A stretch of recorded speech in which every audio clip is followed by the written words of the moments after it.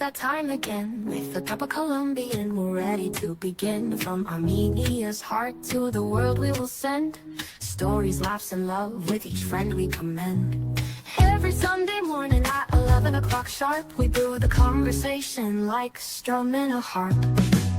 Coffee time, come and share your heart. With every sip, it's where friendships start. From chats and laughter to joy that shines, we're all a community sipping coffee, feeling fine. Live guests at the mic, share and tell so sweet. The pulse of Colombia, the rhythm and the beat. Across the chat, our families unite. With every word spoken, we'll turn day into night. Pour a cup of passion, let the stories flow. In this cozy corner, we watch our friendships grow. Coffee time, come and share your heart. With every sip, it's where friendships start. From chats and laughter to joy that shines, we're all a community sipping coffee, feeling fine. Let's get to the moments.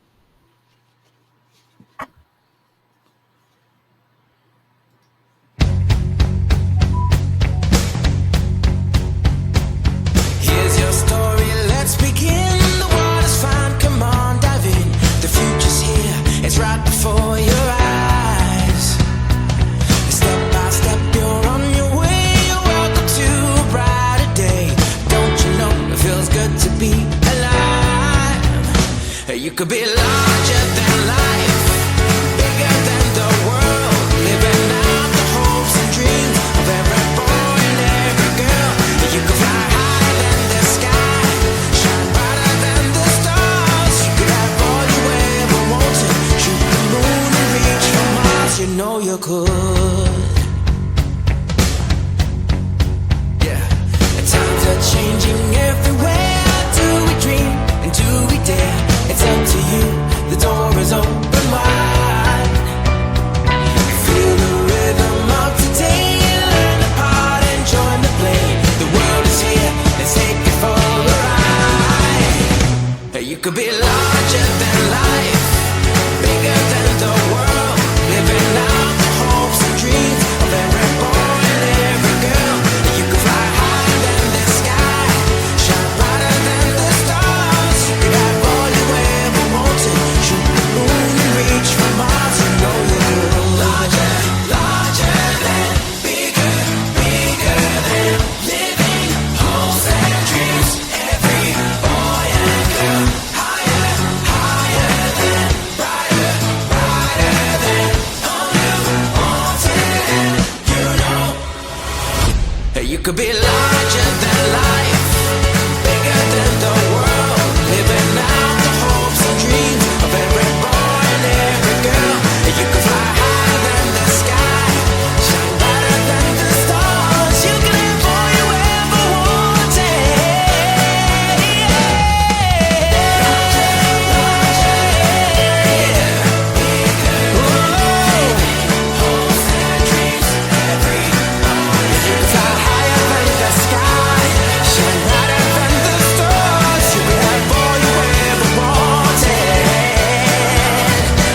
you could.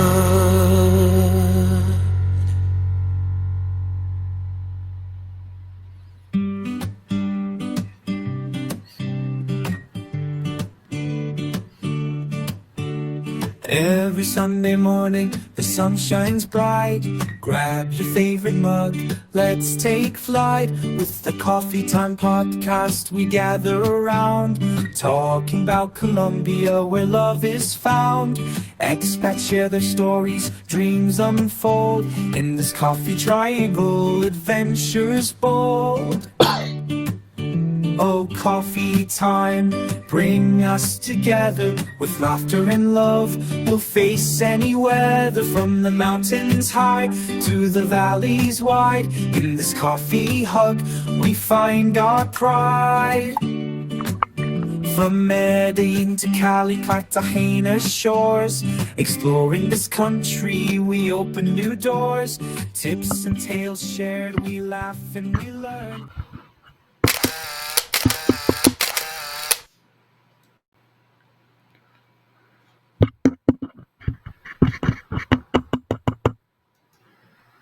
Good morning and welcome back to the channel Grand Columbia and welcome to another Coffee Time Live. I had a slight delay there because it looked like my sound wasn't coming across.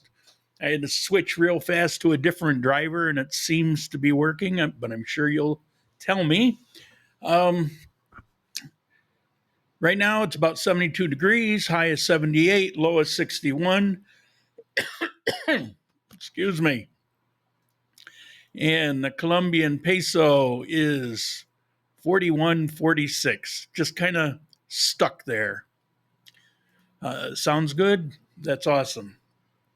Got a frog in my throat. Okay. So today, I'm going to break down how to navigate the EPS system. The big mistake that I made, and I have learned in reviewing mentally conversations I've had with other expats, it seems we all make that mistake. And so I think today might make things a whole lot easier for a lot of people. It would have helped me. And it may seem like I'm beating to death this medical thing. Well, it's like, what else am I going to talk about? Because that's my life and that's what I've been through. And that's what, my videos are mostly about. But it's more than that. One of the most asked questions after safety is about the medical. And so this is a biggie. Last week was a biggie, understanding the difference in culture. But today it would be more specific about the process itself, what was a big mistake I made, and how did it affect me? And if I had known any better, what would it have done? So that's what I'm going to talk about today. But first of all, I want to congratulate Shariq. As you may remember, she's been in Cartagena for, 10 days maybe, with her family. She's got family also in Cartagena. So she left here. She went to Cali to meet up with her mother. She doesn't return to Cauca. It's too dangerous for her. So she met her mother in Cali, and then they flew from Cali to Cartagena. Her first time in a flight.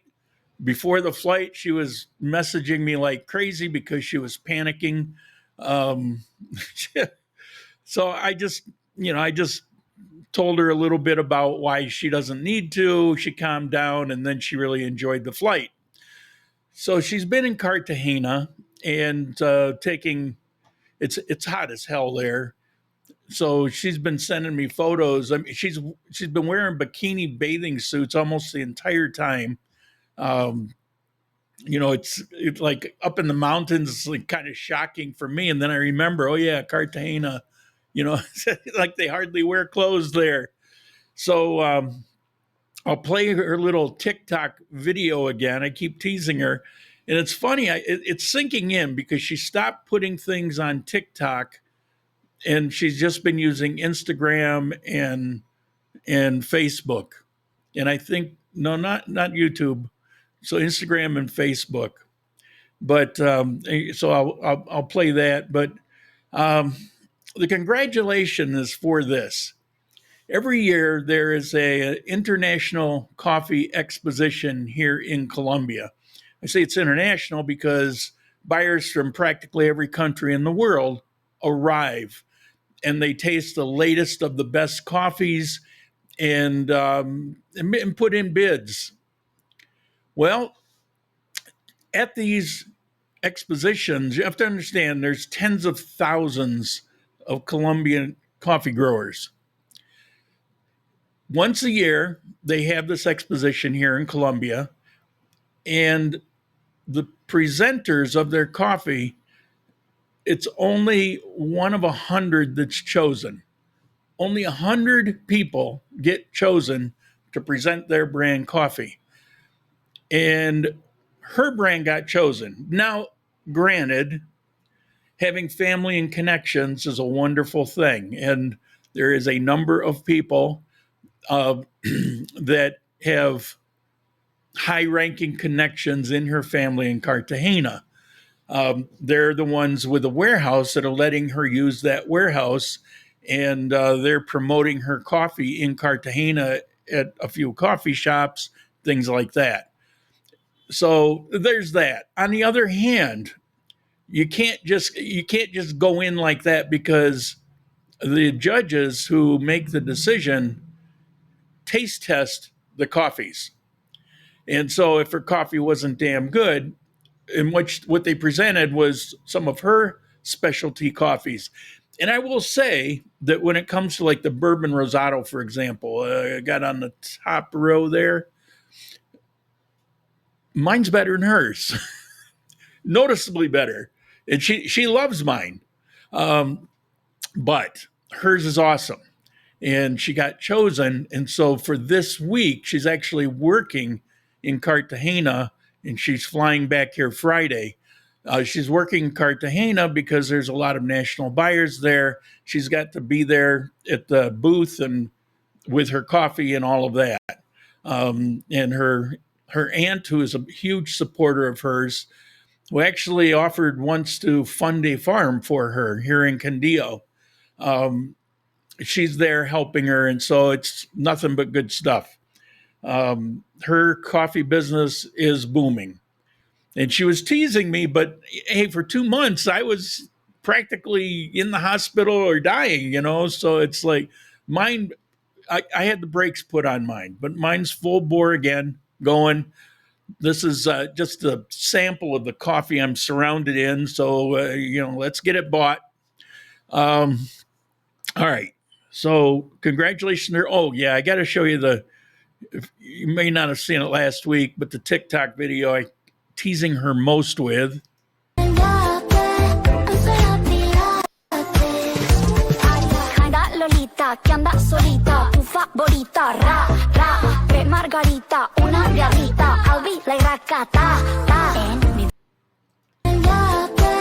Whoops. I had to remind her that while her video is, it's very nice, but there's billions of them that look identical. So, you want to do something different. Yeah, whatever my 2 cents is worth. But anyway, there's that. So much for that. All right. I continually, a month doesn't go by when I don't get a couple questions about my hat. This is my authentic Aguadena hat, and they want to know about it. So I'll mention a couple things about it. See, I've got here, all right, I've got a short little video clip of this hat getting made.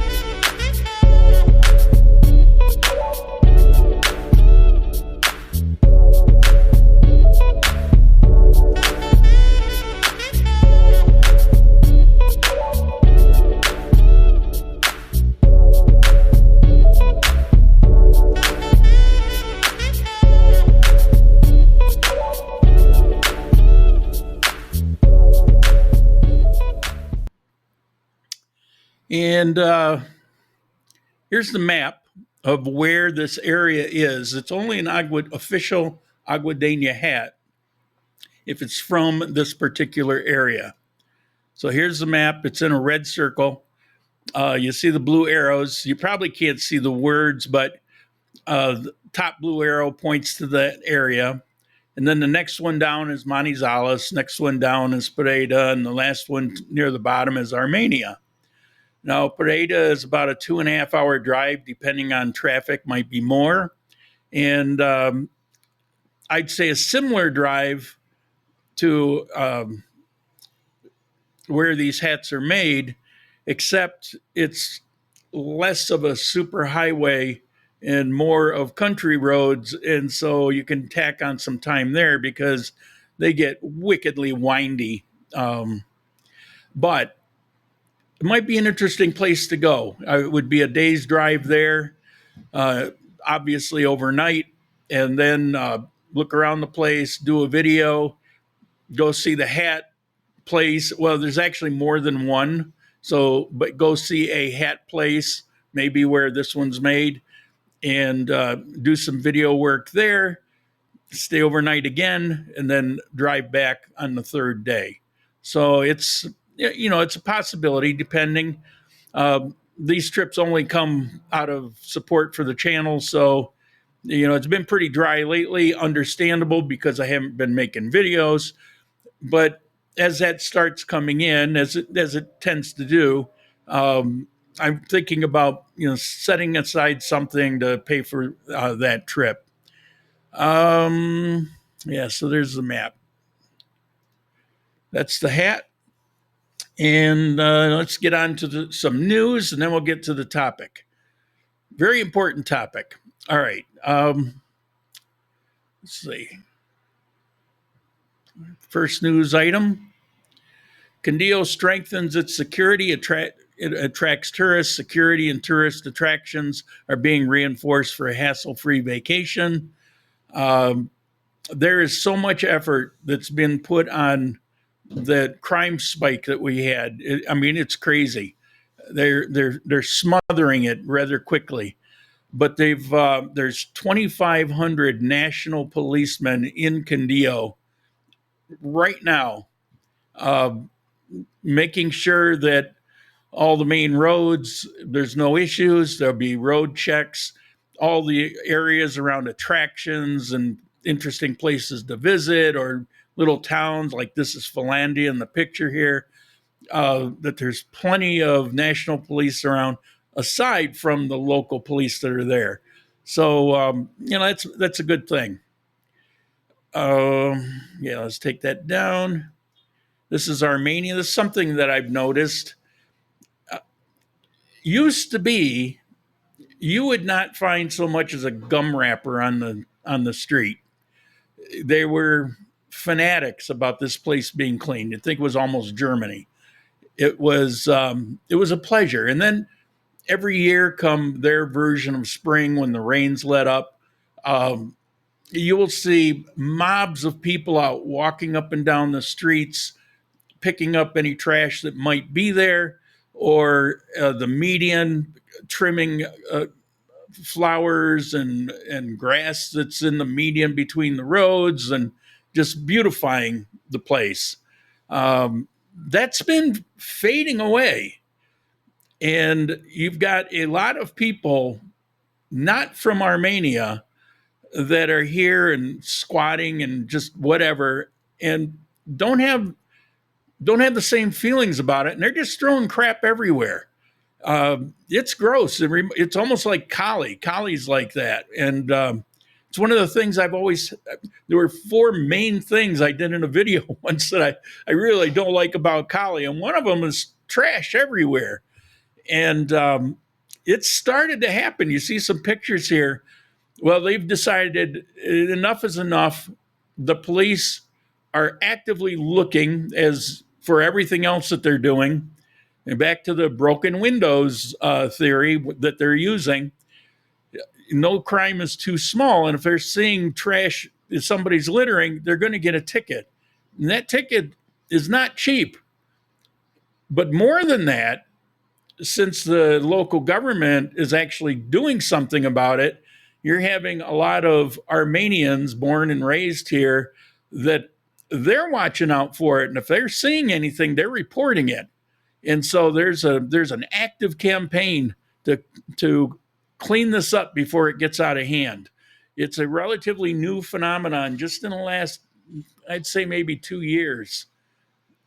It used to be people would visit here and one of the things that was most striking is, my God, it's so clean here. Yeah. Fortunately for me, this doesn't happen much in the north. It's more somewhat in central, but in the south of Armenia, because that's where people that are not from Armenia have been gravitating towards. So good news if you live here. All right. Speaking of crime and stomping it out, there's so much. There's so many headlines now nailing criminals for one thing or another. And here we've got somebody in Montenegro that is actually known, but they've actually caught him red-handed, and that's just weed. But I mean, that's a pretty good amount. And if he's selling weed, there's other things. It all kind of goes into a basket that gravitates towards crime. And where he got this weed, probably wanted criminals, and so they just keep climbing that ladder. In Montenegro, there's a lot of effort to clean it up. I've explained to you in the past, Montenegro is a place where criminals try to set up camp constantly, and they can't get past a few days of activity, and they get nailed. Sooner or later, they figure they'll give up trying, and this is another example of it. And another one, crackdown on micro trafficking in Quindio, marijuana shipment seized in La Linea. La Linea is the road going towards Ibagué and Bogota, and it's got all those tunnels and things like that. And that's a pretty good haul. That's a lot of weed. Back in the day when I was a bad boy and sold weed, because I grew it, I only grew a few of those packages, and that was a big crop. Here, this represents a lot of weed, and on the one side you got national police, the other side you've got the military, and back in this picture, same thing. You got national police, and you've also got a representative from the military, because they've been working hand in hand. Okay, and last thing on crime. Then I got some positive things. Well, these are all positives, because these are all successes. This is in Armenia. This is in a crap hole barrio. It's in one of the 4 that I'm always talking about, where they nabbed people. They're doing stop and frisk, and they're picking up a lot of weapons, a lot of hunting knives, pistols, a lot of stuff. And here they've got cocaine. Bazuco is that really nasty, highly addictive synthetic concoction that was first popular in Medellin, and it's kind of spread. It's bad stuff. It's something that you take a few times and you're kind of addicted to it. And weed, well, the stop and frisk has been very successful. I think it was last week, there was the headline that showed a huge array of weapons that they've gathered, and that was a sweep they did in Centro. So these criminals are going to get frustrated, and kind of change their mind, and they're rooting them out. They're digging people out that never would have been noticed in the past, but everybody's fair game now. All right, so I'm going to take a look at the chat, and then a couple positive things, and we'll get to our topic. We're right on time. Let's see. What do we got here? Beanick, buen dia. How you doing? Mr. Juka, greetings from Finland. How are you? I got buried in Finland for a while. So much information. Owen sounds good, but that's got to be an older one. Yeah, 18 minutes ago. And good morning from Vancouver. How are you doing? 51st State Man. Libby from Ecuador. Good morning. How are you? And Chad. Good morning. Late arrival. No problem. All right. I think that's it for the chat at the moment.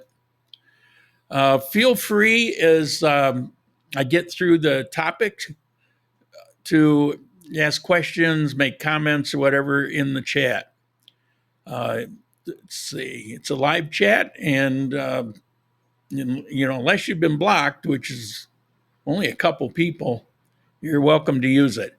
All right, first one, airport expansion. This is the first time I've gotten a picture of the end game of the airport expansion. This is the front for those who know the airport. This is going to be quite an undertaking. I'm not sure exactly how they're going to do it. They're going to have to reroute the road to the airport. This is but this is what they're expecting, and a lot of parking and out of the sun area, which will be very nice. We'll see what what it ends up being, but this is maybe even more important. This is a list of the main goals. Expansion of the commercial platform, an increase of over 15,000 square meters to accommodate more passengers and aircraft. New control tower, improve air traffic management and safety, along with some new equipment and software. Terminal enhancements, upgrade to passenger facilities and services. I understand there's going to be several new VIP lounges. That should be nice. Most everybody that's got any kind of decent credit card has access to one or the other, main groups of VIP lounges. So if you have Delta, for example, depending on where you go, you'll have access to, XYZ other VIP lounges. They have agreements. And then the runway extension. They're obviously extending the runway to support larger aircraft operations. And last thing, which isn't on this list, but a few people that have flown in here will fly in when it's raining. What they have is the airplane taxis in and lines up on an apron, and you just go down the walkway and you're outside walking on the tarmac until you enter the building. So if it's raining, you're getting dumped on. Well, they're finally putting in the walkways. So you'll enter in like you do at most larger airports. So it'll be you'll go right from the airplane down the walkway right into the terminal. So that's pretty big. In other words, our airport is getting big time. And there's a lot of added growth in Armenia right now, which can't say I'm super fond of. But yeah, I like it the way it is. But Armenia's it's a hot spot. It really is a hot spot. There's another. I didn't put the headline in, but in the rankings in the country, based on what was it? I threw it away. Innovation, certain opportunities, education. There's a list. There's a handful of these benchmarks, and Quindio as a whole exceeds most of them. There's two benchmarks that it does terrible with, and both of them, it's like, I don't know that we care. They have a version of DEI here, and Quindio pretty much has always ignored it and just looked for people that can do the job. And so consequently, they rank very low on it because they don't stack the deck with, rather have quality people. They just want to have diversity. Well, I don't know. Colombia is diverse it is diverse. So I don't know what the problem is. So hopefully they continue, because if they're hiring people in that air traffic control tower, I hope they're hiring the best. It brings them down on the ranking. And the other thing is green jobs, which cracks me up because almost all the jobs in Quindio are somehow related to the environment and being green, because it's such a big farming thing. The only place it's not is really tourists, and it doesn't really apply there. So it's just kind of silliness. But those two things bring down the rankings. But where did Quindio, even with that, where did they grade? Number 9. And the things that counted, education, innovation, things like that, they were number 3, number 5. They were quite high. So that's a real plus. All right, let's get to the other big project. There's lots of them. The stadium is being expanded, but this one kind of goes along with today. The new hospital is getting ready to open. So it's Clinica Avidanti.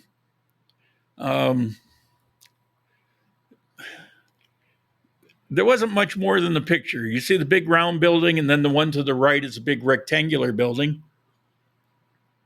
The interesting thing here is, well, first of all, Armenia has always gotten a knock for not having a full plate of specialists. So depending on what your issue was, and heart isn't one of them, we got tons of heart things here.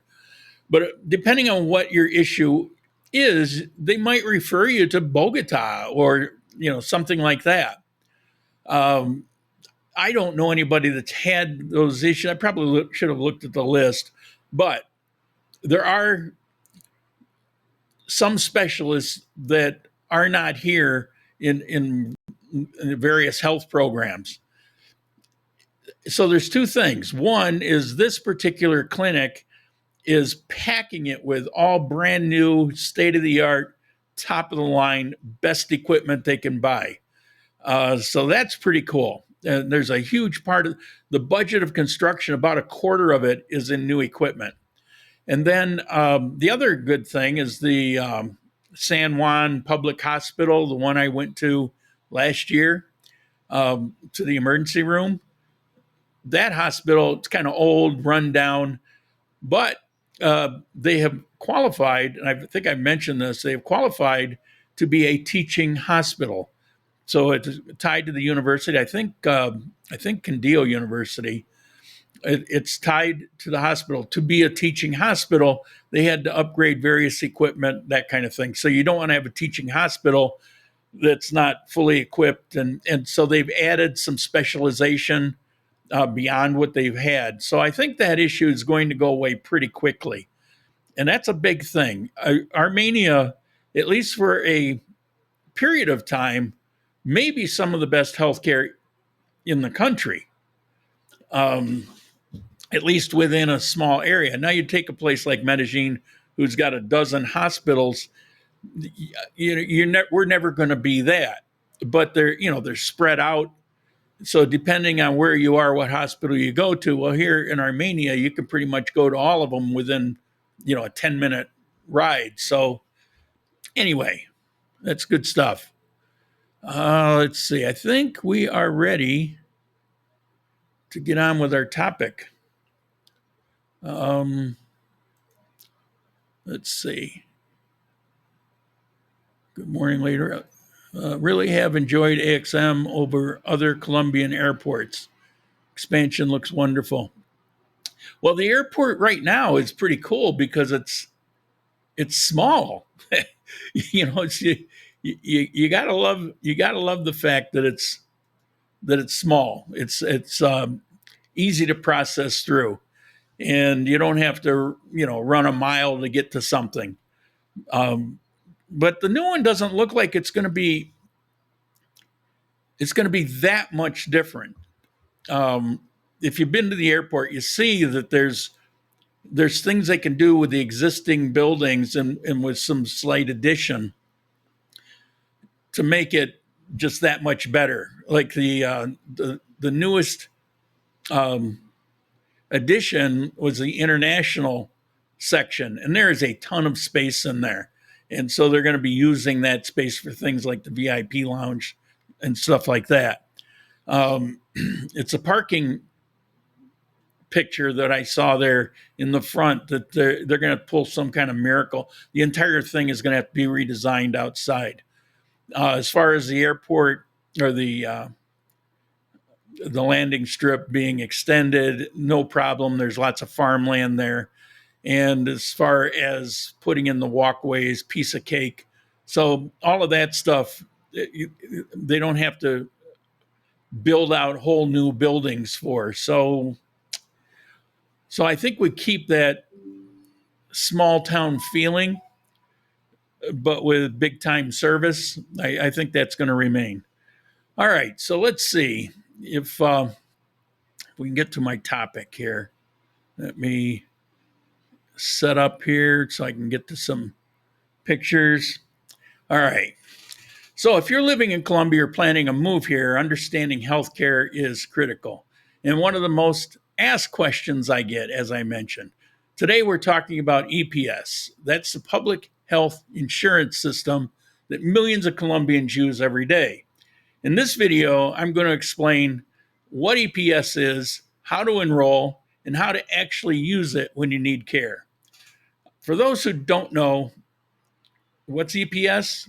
It's like a bridge between you and the healthcare system. This is something I didn't really understand. It doesn't give you care directly, but it manages your access to doctors, tests, medications, everything.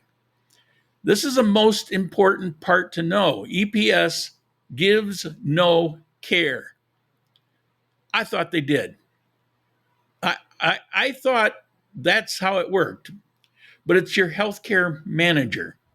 Once you enroll in your EPS, it's going to assign you a primary clinic. It's known as an IPS. So for me, it's Salud de Caribe, I think is the name of the company that's the actual healthcare company. EPS is the manager of it. And so if I go into the IPS and I get a diagnosis of migraine headache and I need a specialist take a look at my brain, then EPS takes a look at the information and gives authorization, and IPS proceeds on, referring me off to this doctor or that doctor. That's the way it works. And shortly, I'm going to tell you how to oh, yeah, sorry about that. Yeah, okay. So, there's a lot going on here, believe it or not. If you saw what I have to deal with, that's why they have things like directors, to handle these things, or producers, not directors. Take down the pick in the new hospital, please. Yeah. I got it. All right. So, where was I? Well, they handle the referrals and authorizations, and they cover most basic medical costs, depending on who you get. Now, the popular EPS providers are, there's about 12, 13, some come and go near the bottom of the rankings. They'll go out of business, new one will step in. But the bigger players are Sanitas, which are good depending on what city you're in.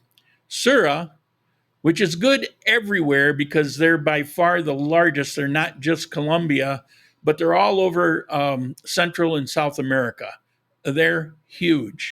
As a matter of fact, when El Presidente decided to mess with things and stop payments, and hopefully somebody made a comment on a Facebook where I posted the link. And I asked him to come on later and pose that question so I can talk about it some more. But Suro was able to basically just give him the finger and say, pound salt, called his bluff, played chicken, however you want to call it. Then you also have Compensar. And the one that the hospital, when I was in the hospital, this is the one that is like the name that shall not be mentioned and crosses Nueva EPS. They say APS. So APSA. That one's got a bad rap, but that's one that has had payments withheld. They all follow the national health regulations. I won't tell you the history now. I've talked about it before, how EPS was designed. But the way it's designed right now, it's pretty awesome. The way it's funded, it runs in the black. El Presidente is trying to convert it to a system like they have in Ecuador, basically Obamacare type. And the problem is, wherever that's been implemented, it runs in the red. It has to be supplemented by additional tax dollars. Colombia's system is working great. Every citizen has access to health care. And if you can't afford it, means tested, you get free health care. You're put into a program called CISBEN. And you get one, you could get syrup, you get assigned, you don't get to choose, but you get assigned to one of those companies. And once you're in it, you get the same care as anybody else. If they go to the government controlled healthcare, that's going to build in layers into the system that will suck out resources, aka money, and some of that care is going to be lost. Currently, if I need something from Sura, I get an approval usually within minutes. That's not going to happen because it won't be Sura. It's going to be some bureaucrat who knows nothing about nothing and will decide that he can make the decision and the doctors don't need to. Okay, but who can get EPS? Well, Colombian citizens, legal residents, even some foreigners with work or long stay visas, as long as they're not business or retirement M type, can get it. Now, the problem is a lot of people watching this channel are retirees, meaning they get M type visa. And for how long is it? 5 years. You cannot get on the EPS program anymore. You used to have to, it was required by law. El Presidente, he changed things up. And so basically, those people can't get on, except you can. And here's the way it works. You get your visa with some other insurance company. We've talked about that. They're available. And there's some that's even not horribly priced, somewhere around $700 for the year, $800, something like that. Not as good, but it's there if you need it. Then once you get past that, you can sign up and get the EPS system. However, if you go to renew your visa in 1 year, 2 year, 3 year, whatever the time frame is, you have to, again, purchase some other insurance company, not report anything with EPS, go through, you have to get 1 year's worth, go through it, and then you can fall back on the EPS. So you can kind of keep playing that because they're not checking that.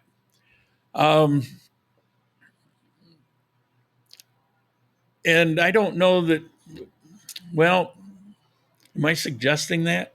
Not really. Let me phrase it this way. I know there are some people doing that. Whether you have a problem with it or not, I don't know. People that I know doing it so far haven't had any problem with it. But if you're here working, and I suppose it's possible that some people would be here working for some company here in Colombia and would be eligible. There's a lot of different visas, and I don't know all of them. But if you are working, or if a Colombian is working, what happens, the employer enrolls you in the EPS system and pays most of the fee. As a matter of fact, you only contribute about 4% of your salary, and the balance of it is paid for, the majority of it is paid for by your employer. Now, if you want to be here and have a business as a resident or a citizen, and you're going to employ people, understand that you're going to have to pay for that. If you're self-employed, you can still sign up, but then you pay the full amount, the 12.5% plus whatever. There's a formula. So enrolling is pretty simple. All you really need is pick an EPS provider. Sura being the largest, it would be the one I would most recommend. Most positive feedback I've seen, and my experiences have been great. Make sure you have all your documents together that you had for your visa, just in case. You're going to need an ID, cedula, or foreign ID, again, depending on what visa you got. Proof of the visa or residency, proof of income if you're paying out of pocket, and then you can register online, or you can go to an office and register in person. You're probably better off registering online. The next thing you do is you're going to choose your primary clinic. That would be the IPS I mentioned. Now, I chose mine based on location. At the time, I was living in the house over on Centenario, And the nearest one was, I don't know, 3, 4, 5 blocks away. It wasn't that far. And so I chose it based on that. I haven't changed it. It's right down near Parque Fundadores. The other day I had to go, yesterday morning, I had an appointment at 7:30 in the morning. There is a follow-up on the heart surgery thing. And I took a taxi. It took me about 8 minutes to get there. So I see no reason to change it. I mean, they're fine. As a matter of fact, let me see. You do get an ID card. I think that's mine. It's really just a piece of paper, but you don't need it. All you need is your cellular number. And as soon as they put it in, everything comes up for them automatically. This is you see EPS Sura in a small print. You can't see it. It says IPS Salud de Carib. That's my place. And you go in there on appointment, and you can make an appointment. Like I could go on the internet into the website, make an appointment, and they track what's available. And there'd probably be one available tomorrow in the morning. I've never experienced any delay in this stuff. I did experience after the hospital lots of delays and impossible medications I had to keep paying out of pocket because I couldn't figure out how to get them ordered or get them authorized. I was having a lot of trouble. And it cost me. Just last month, it cost me about 700,000 pesos, several $100s, out of pocket that would have been covered had I known what I'm telling you today. And I've been living here going on 7 years. I should have known this. The problem is getting the stuff I'm telling you today, it isn't out there. I mean, you look this up, you never get some of the things I'm going to be telling you. So there's the hospital. Now, the visit I went Saturday, I took a little clandestine picture. You notice how foggy it is? It's because I didn't realize, but my phone, I have got all kinds of thumbprints all over it, and I've cleaned it. Now I've got amazingly clear pictures. But I was wondering why my pictures recently have been crap. And while I'm mentioning it, when I got that appointment after the hospital, they set up the follow-up. It comes in my email. And this is basically what it looks like. Well, this was a reminder, but it's kind of like this. Here's in my email. Hello, Lauren. And a quick explanation. It's got my basic information, who I'm going to be seeing. This was Jose Manuel Orozco Ospina and Salud del Carib, and the address of where I'm going. In other words, my regular building. So it comes in the mail. Once you're integrated in the system, things become very simple and automated. But again, we'll talk about that. So anyway, you sign up and then you just wait for confirmation. You're usually going to get a digital ID or an EPS card, that card that I showed you. And then done, you're in the system. So here's how you use, and here was my big mistake. I didn't go right away when I signed up in the beginning, long ago, to the IPS. I believe somewhere along the line, it was mentioned. I can't swear to it. I couldn't find it, but I think I may have gotten an email. But there was some confusion. I had somebody help me sign up, and for them to help me, for whatever reason, they used their own email, and it took me months to get that changed. Now it's real simple. I can just go on the internet, but the internet wasn't functioning very well back then. It works pretty well now, but I had a lot of trouble getting the email switched. I had a lot of trouble paying online as a result. Anyway, I got it cleared up. I suspect that I probably got a notice to go to the IPS and register with them. There was a time when I went there to get a checkup after I had that episode some years ago when my local doctor friend came and saved me. She told me I really should go and get a checkup on a couple things. I went there. I made the appointment online. I could have gone the next day, but I made it a few days later. I went. There were a lot of people there. I got this number and they told me what floor and all that. And I went up to the floor and I talked to this woman. I did a little video of it. And I don't remember exactly why, but I got frustrated. I think there was something I had to wait forever for, and it just didn't seem important, and I didn't wait. I've been in that building a few times since, and it was unusually crowded back then. But I think that was back around COVID time. But had to have been. So anyway, I left. So I didn't proceed with the system. What you want to do is register with them by making an appointment. Go to your appointment. Now you say, well, nothing's wrong with me. Go for a general checkup. Start with there. It's not about that. It's about getting integrated into the system. So when you go, and if you follow through, and there's probably a document or two that you have to do, and that's part of what I think I walked out on. If you go through that, now you're in the system, and now they know that you exist and what's going on. From that point, you have a contact, and when you contact, things become automated. You'll get emails for appointments. You'll get emails for medication.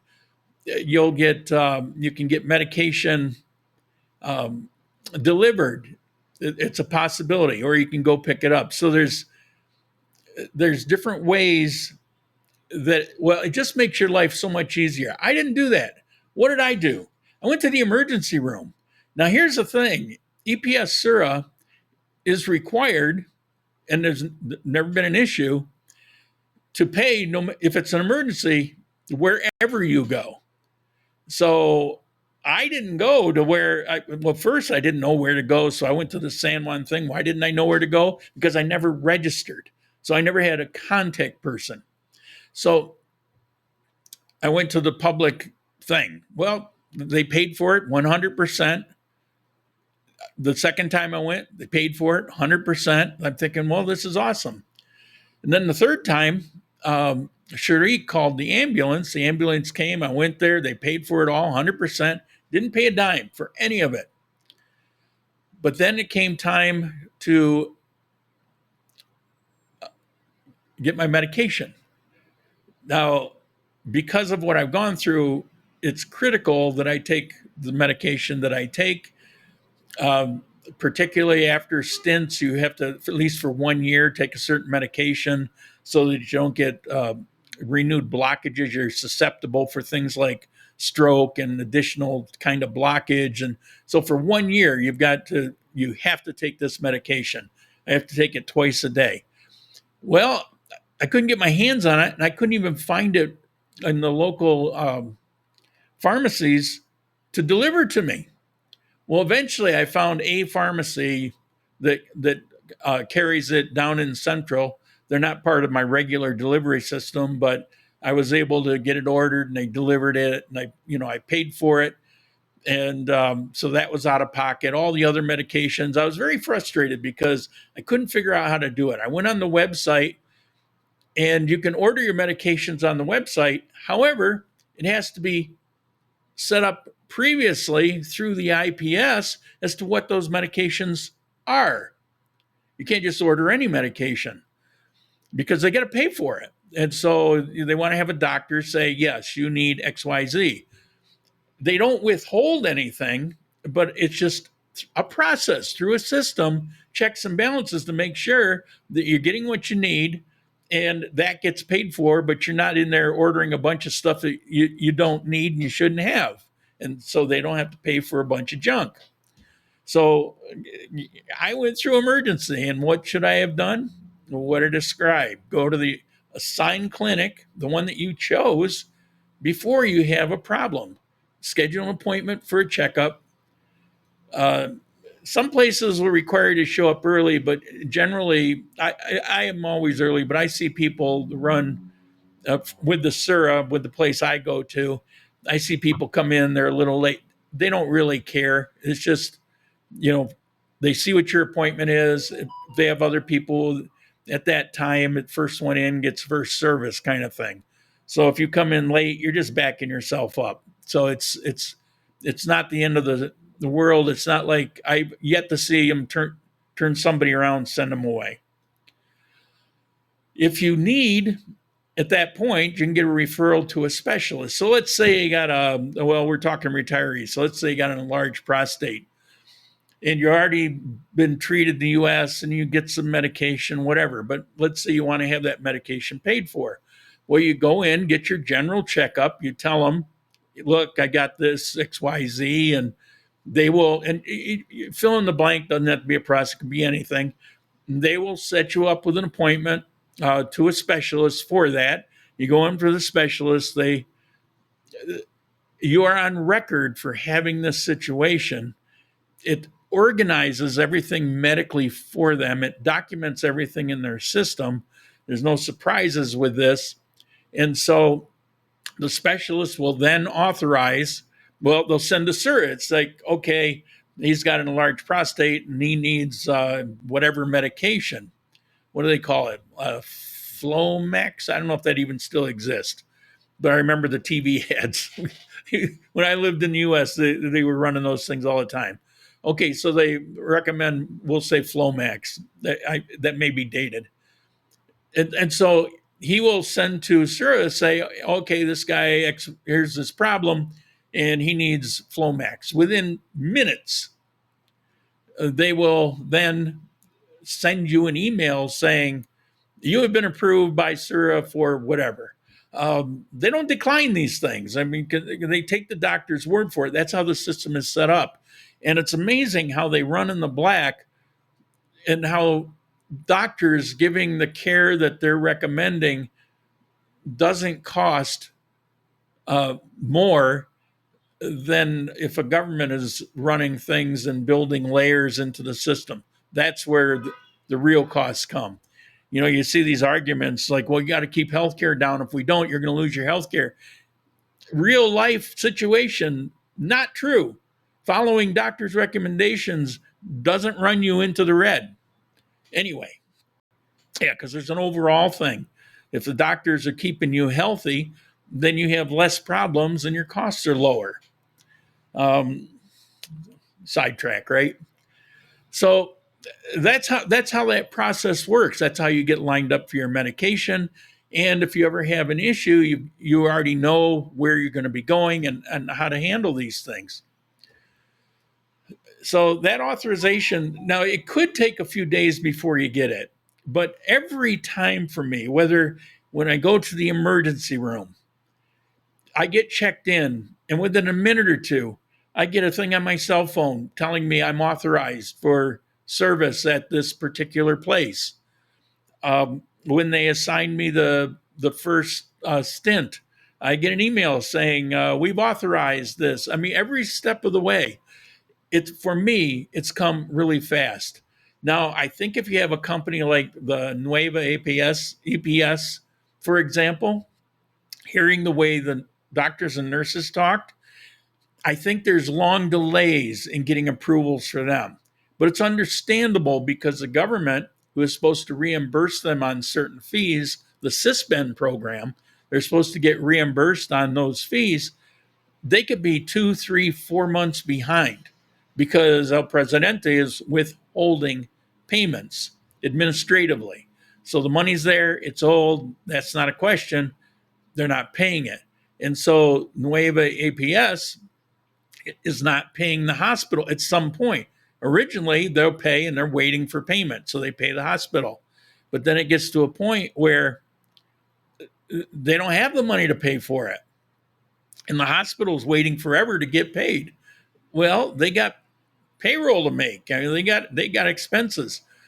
And then when you walk in and you got a company like Sura, who doesn't care what the government's doing, they got more money than God, and their bills are paid just like that. And you get your authorizations like that. It's pretty cool. I'm very glad to have Sura. This is not an advertisement for Sura, but Turtle, for example, who's in these all the time, he's run into this, and he was just telling me that he had changed the Sanitas while he was in Bucaramanga and the other Socorro, but he's had so much problems with it, he switched back to Sura, and he's had to go in, and everything's back to running like a Swiss clock. So now the medications, when it goes through there, it has to come through an approved pharmacy. So, for example, when I went in Saturday, when I came out, I had a list of these. Okay, this one is an appointment for, what the hell is it for? Oh, I think it's a follow-up on the cardiovascular thing. And then I got another appointment for, I don't know, something else other than my heart. They're doing a blood test. I have to go to a lab and get a blood test. Oh, there's a follow-up on the cancer that I had 11 years ago. So there's that. This is another specialist they're sending me to. This is to go to a different place to go through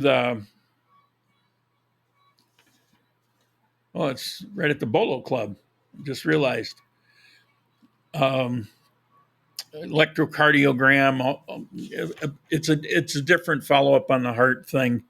This is where they do the treadmill thing and all of that. And then what was this one? This is some weird thing about blood pressure. I don't know.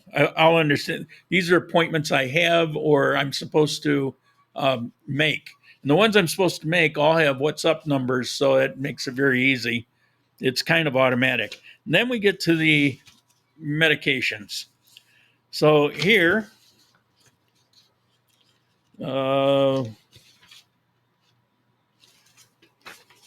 here is for a particular, who is this through? Cruz Verde. So that's one medication, and there's another medication. But I have to actually order these. So this is the authorization. So I go to my account on the website, and I click on medications, and these pop up as, hey, these are available for you. And you click on it if you want it sent to you, or you do what it says and you go right to the pharmacy, the particular pharmacy that has it. They'll wrap it up, and you'll get hit with a copay, maybe, and not all. I had to pay a copay for 6 different medications, 9,400 pesos, $2. So for 6 different medications that cost me 700,000 last month, so $200. My copay was $2, and I paid for it when I was at that appointment. I maybe could have waited, but I asked if I could pay right there, and they said yes. So there's that. And then I have these others that were at a different place. There's 3 on there, and there's 2 on here. And those I thought they told me, well, 2 blocks away is an office. Well, there's also one like a block away from my place. So I figured I'll go there. And they said, no, you have to go to that particular one. Oh, okay. See, I keep learning as I go. And so I went online and I selected them all, and I had them home delivery. If you have home delivery, you're going to pay for the delivery. Now, for these 4 medications, will cost me, because they're delivered Monday, I think, You can actually input, but I got left over, so I wasn't in a hurry. It was 14,400, $4 for the 4 medications. So I had my copay and I had home delivery. Now you don't have to have home delivery. You can go and it won't cost a dime. The only thing is, I would take a taxi because I don't drive my car in town because if I go there, where am I going to park? You know, most places, I mean, if you go to the mall or something, there's parking, but most places there's a good chance you're going to arrive and there won't be any place to park your car. So there's no point. You take a taxi. So I pay the taxi and I spend 7,000 there and 7,000 back. I might as well just had them delivered to my home. And so that's the way that works. Let me put these back. This next week, I got to make these appointments. So once you're in the system, so I did the stents. I went to that appointment yesterday. Before I left, I was automatically set up on that particular one 3 months from now. And what that particular one will do every 3 months will measure my progress. They'll have me do the blood work again. They're going to check my weight, check my blood pressure, check my height, all the basic things. And just follow the progress to see how everything is going. But then I've got a particular one that comes up next month that has, it's more educational. So as you're recovering, your breathing is one of the problems. So they talk about different breathing exercises. You measure your breath. It's kind of expanded and it's more informational. They can also make referrals of different things. So at every one of these points, you have the option to alter your medication, add something, get another referral. So each one I go to can refer to something else, at least within Sura. And then I've got these ones that I just listed. So for the next few months, I'm going to have a lot of medical appointments, but then again, I've kind of neglected all that stuff for years. So they got, they're doing they're checking for cancer. They're checking, I'll probably have to do that up your butt endoscopy thing because I've never done it. And so all of the things that you would typically arrange to do, they just automatically, here they are. Now, you can opt to not go. I could opt to not call in. But I've learned that that's where you get into trouble, where I opted not to on that very first visit. Had I done that and gone through it, life would have been a heck of a lot easier. I wouldn't have to buy all that medication out of pocket. So that alone was something. Okay, where was I? I mentioned the emergencies. You can go to the nearest hospital. You don't have to sweat it. So the good thing with the EPS is, one, it's very affordable. I mean, what's mine? $30 some, $40 a month. It covers most basic needs. And in my case, I think even beyond. And emergency care is always included. It's always going to get paid for. The ambulance got paid for. I didn't have to pay out of pocket for any of that. The downside is special appointments, depending on what company you have, can take some time. In my case, like these ones here, they're specialist appointments. And so what these are is basically authorizations. And all I need to do, if I want to follow through on these, is to send them off a message on WhatsApp and make the appointment. And the appointments in these cases are 1, 2, 3 weeks out at most. But they're not emergency. Now, if it's more critical, that's a whole different ballgame. They could set me up for the next morning because I asked that. What if I had, but you don't, this is routine. So we're just going to go through the normal process. People complain here, local people will complain that getting to a specialist takes a lot of time. It depends on the company they have. And people that are on the Sysbend program, they're going to take a lot more time because there's a lot of people on that program and you're going to be waiting behind these people. Also, in the case where you have people that aren't paying for anything, they actually tend to use the services a lot more. Now, I don't know if that's the case in the US, but it's certainly a phenomenon here. I've read a number of articles about it. They want people to, there's people arguing that everybody should have some stake in it so that they're more judicious with the use. And so that takes up resources and can stretch out certain appointments. And there are some outfits that you'll see lines down the street. They'll be a block long. I haven't had to experience that. I talked to Turtle. He hasn't had to experience it either. So I guess we'd recommend hooking up with Sura. Some treatments will also require a fair amount of paperwork because Colombia is paperwork crazy. They love paperwork. Again, I haven't really experienced much of it. I did have some of that over the heart thing, but they took care of it for me.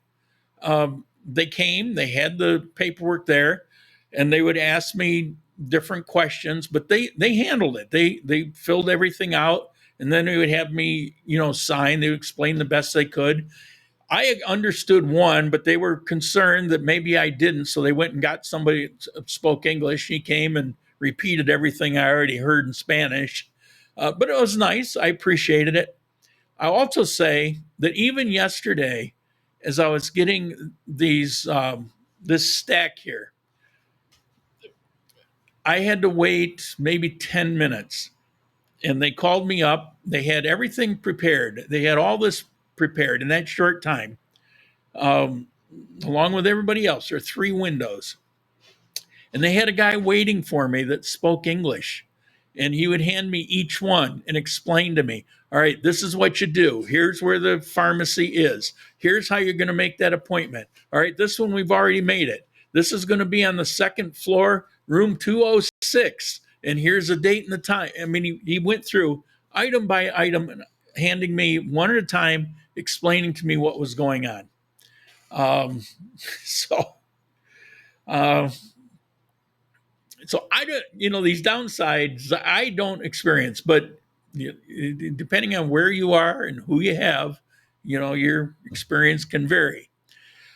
And the last thing is, to do the EPS, you have to stay within the EPS network. So in other words, everything except emergency, everything that's related, if there's a specialist for heart care, but he's not part of Sura, he's not in the Sura network, they're not going to reimburse for that. You're going to pay for it out of your pocket. My doctor friend, she's not affiliated with any of them. She has a whole different type of practice. And she's been seeing a lot of expats, and everybody's real happy to know her because she's very good. But she just doesn't want, she was once, and she chose to just be completely independent. And so anything that I do through her, I have to pay her directly. EPS isn't going to refund it unless it's an emergency. And even in that case, if there's a cost, for example, I learned this back when I first met her, and she came to my house and for several days treated me in my house, gave me shots, brought me back from the dead. When I paid her, I could have gotten a receipt and I could have submitted it to EPS as an emergency, and pretty good chance, at least with Sura, that I would have been reimbursed for that because I really didn't have other options. So anyway, you got to be patient. You have to be proactive. Use the system the way it's designed. Don't be like me. Go in and set up that first appointment, just the physical. At that point, any concerns that you have, mention it to it. They will just automatically, they'll set you up with referrals to see if there's problems or not problems. And pre-existing condition is it's not an issue with EPS. There's no such thing as being denied for pre-existing, where private care, they can. So it is a public system somewhat. It's a hybrid. It's public and private. It's not perfect. No system in my life I've ever seen has been perfect. But a lot of them operate, depending on your experience, near perfect. Um, the VA hospital for me when I had the cancer, they were about as perfect as you can get. And my experiences with Sura here have been the same. And Turtle has expressed to me, because he's had a number of issues and we talk about these things. He has also expressed that his experience with Sura has been about as near perfect as you can get. So that was my big mistake, and I know better going forward, and everything becomes pretty much automatic. All right, let me see what so we got for chat here. Take down, pick for the hospital. Okay, next one. Manizales lost their airport. Why? Earthquake. I didn't know they did, but it wasn't good for much anyway. Very small airport. Half the time the flights couldn't leave because they'd be clouded in, because there's a lot of weather there in Manizales. It's a treacherous airport. It's notorious. Very short runway. You've got updrafts from mountains. It's right in the mountains. You fly down through this high elevated valley between some mountains, and there's a sheer cliff at the end of the runway. It's pretty wicked. And of course, there's no international. Now, I didn't hear anything about it being closed, but it doesn't affect much. Like I say, I'm not exaggerating. It literally is a 50-50 shot. If you've got a flight at 3:00 in the afternoon, flip a coin as to whether that flight actually happens or not. Sometimes you have to wait 2 or 3 days before you can catch that flight. Dan, let's see. I use 2 meds that I can get free, but there's a long wait in paying cash. They only cost me about $7 a month. Okay, I'm not quite sure I get that, but I'm very happy that you've geared up to take care of yourself. There was a time you refused all medical assistance. Well, it's not so much I refused, it's more like I avoided. Like if I just taken a step, there would have been somebody there to help me. I just didn't take the step. I didn't refuse it. I don't know. I had such a horrible experience going through the cancer. A quick recap. For 3 years, I was going through Duke Medical. And for 2.5 of those years, I ended up bedridden, stuck in bed. Duke Medical misdiagnosed several times, gave me wrong medications, caused the cancer to go several years more after the first symptoms, drained me of about $500,000 of money that I had planned to use for retirement. And then when it was all said and done, they still hadn't properly diagnosed me and kind of kicked me to the curb. At that point, didn't know what else to do, and I had serious issues, I went to the VA. The VA took me in. I learned about this amazing coverage I have, and everything was covered. And within 2 days, they had me diagnosed, and that's how that story went. Am I bitter? I probably am, but I'm not, because my life has been good anyway. I've lived a very nice life post-cancer. So, it's like, would I have liked that money that I spent my life setting aside for the day that I would retire? And would it have been nice not to be forced to retire before I was supposed to and before I was ready to?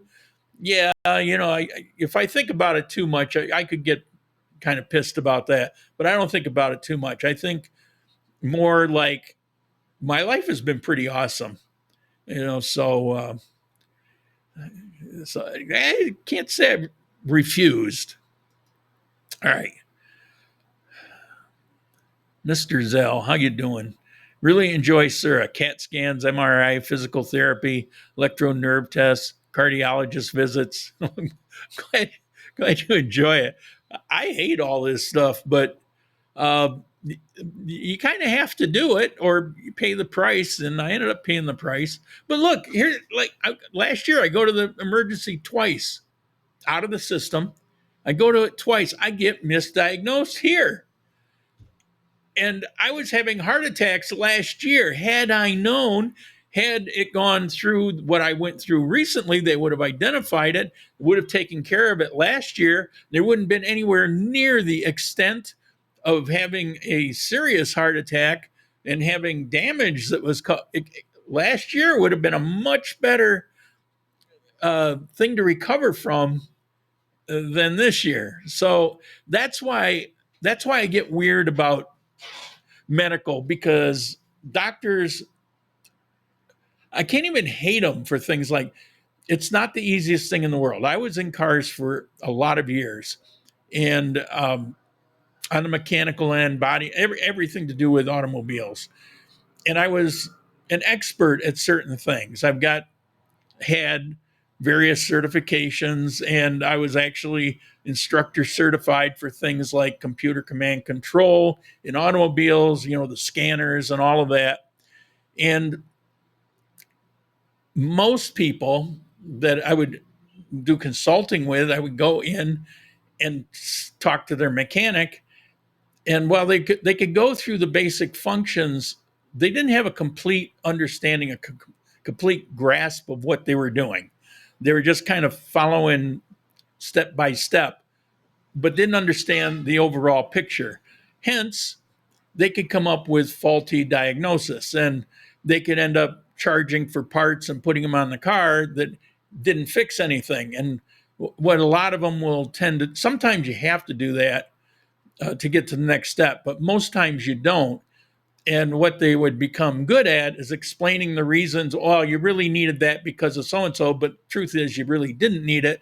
But you don't know any better, because, he knows more about the system than you do, even though he doesn't get it all. And so I understand where misdiagnoses come from, and these things are not easy. And if you got 10 doctors, there might only be one or two that really have enough experience to have the full grasp of seeing this particular thing that's unusual in the past. Granted, my cancer was I understand some of the reasons they had trouble with it, but you can't get away from the fact that I get to the VA, they didn't know, they bring a specialist down from New York, big hospital in New York, I forget the name of it, famous one. They fly him down. He was there one day. The second day he had me diagnosed, and he was spot on. So that's my thing with doctors. It's like you go in and you've got a better chance than not of getting the wrong care. And sometimes the wrong care is worse than no care. And so I guess you just say it's like I'm gun shy. So that's my issue with it. On the other hand, it can get out of hand and it can get to, what I've been going through for the past couple of years. In Gil, it drives me crazy, these new names. Mr. Zell, Libby, Turtle, I recognize those. But, if you're signing up here, use something that you use in other things. So, it's like, use your YouTube name. It's like, anyway, the only copay I have to pay is for the general doctor, a whopping $1 per visit. I got Salud Total APS, $40 a month. Yeah, the cost should be the same, but there are variations depending on your particular situation. All right. How we doing? Oh my God, we ran over time. It was a nice crowd today. Thank you all for showing up. If you're of a mind, support the channel, buy some coffee. I got millions and millions of pesos of coffee. I need to send away. When you buy it, keep in mind that it's 2 bags. I don't sell, well, in Colombia I could, but in the US, it's not cost effective to sell 1 bag. So I priced it out at 2 bags, try to keep it within reason. The shipping is a killer. Half of the cost is in the shipping. Anyway, that'll help support the channel. Here on Rumble, there's a $sign. You can do that. If you get a subscription, you eliminate any kind of advertisement. There's other perks that you get in Rumble. Once you get used to and comfortable with Rumble and see how good it's growing and the kind of quality that it's got, you get to like it. You definitely will want to subscribe. If you do it through my channel, it's $5. If you do it outside of a channel, I think it's double or triple, maybe $15. They do that designed to, help the creators, which is refreshing. And so that's real positive. You can even buy subscriptions for other people that are here. So you can just go in and say, oh, let me buy 5 subscriptions. And then it's just randomly distributed out to people who don't have them, just for the month. It's a monthly thing, but it's, like I say, it's $5. Be kind of worth it just not to have. I have to have a subscription, and mine costs $25 a month. You say, well, YouTube is free. Yeah, well, let's not go there. I've talked a lot about that. There's nothing free about YouTube. It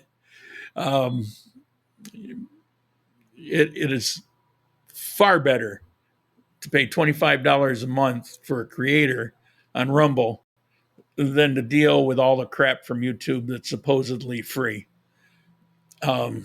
Anyway, enough of that. Did I cover everything? I got all the chats. Bunch of you here. Sorry to drag this on.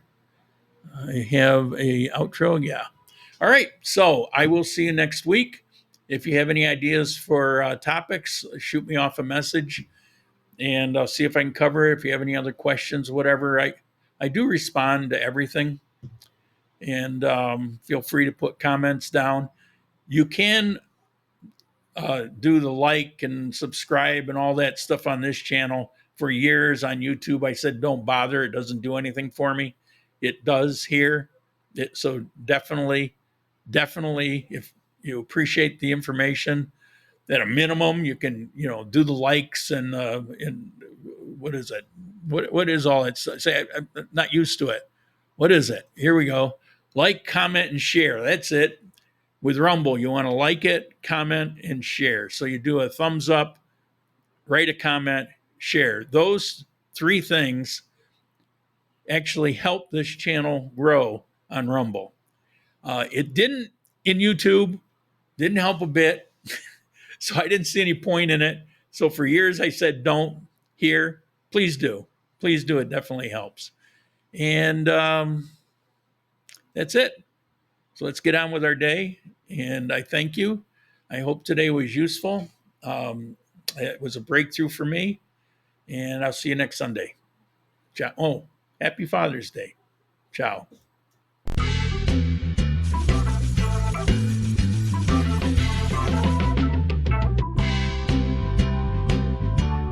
Oh.